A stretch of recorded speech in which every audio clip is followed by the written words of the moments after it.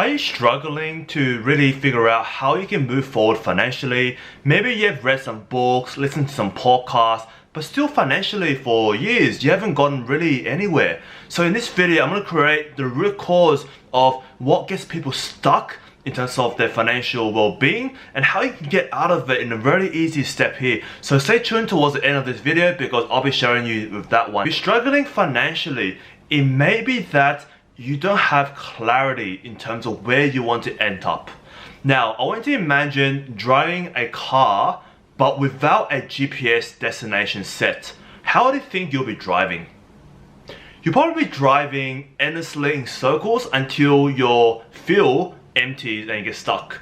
And that's what people are doing with their finances. So if you're driving around in circles in your terms of your finances, then obviously you can't get anywhere. It's because you don't have clarity or vision of where you want to end up in the future. It's not your fault. It's so difficult to get clarity right now. There's so much information online. There's so many experts or opinions and what you should do, and maybe you don't have the time to actually figure all this out. You're already in a very busy job, so it's not your fault. And how you can get more clarity is really start asking yourself some questions. For example, what's the ideal life that you want to live, let's say in 10 years time? Where would you be living? Now, how much income do you need to support that?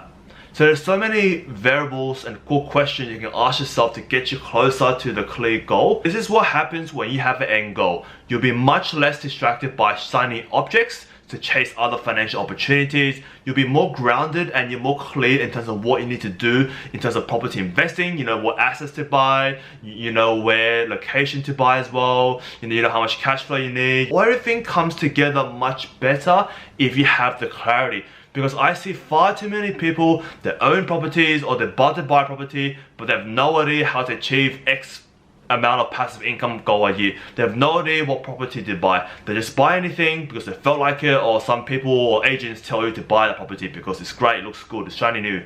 So remember, having a strategy allows you to objectively, and the key word here is objectively, look at the opportunities out there in real estate. Because remember, not all real estate opportunities are suitable for you. And I always preach this in my channel, having a personalized property strategy that's aligned with that vision. Remember, it's only one vision suitable for you. That is what will get you planted and get the GPS going, so that when you drive the car, you go straight there in the most efficient way, avoiding tolls or avoiding the congestions. You find the best way to go there, and that's how you snowball your property wealth. And that's what worked for me, because when I first started, I bought the wrong property for my first one, and it's because I had zero strategy, I had zero vision. I just bought because my family friends told me to do it. I saw my friends doing it, and I'm getting left behind. Now, don't get stressed that you haven't bought property yet. Don't get stressed about what other people are doing. Don't compare their chapter 20 to your chapter 1, because it doesn't matter. Don't let them rush you,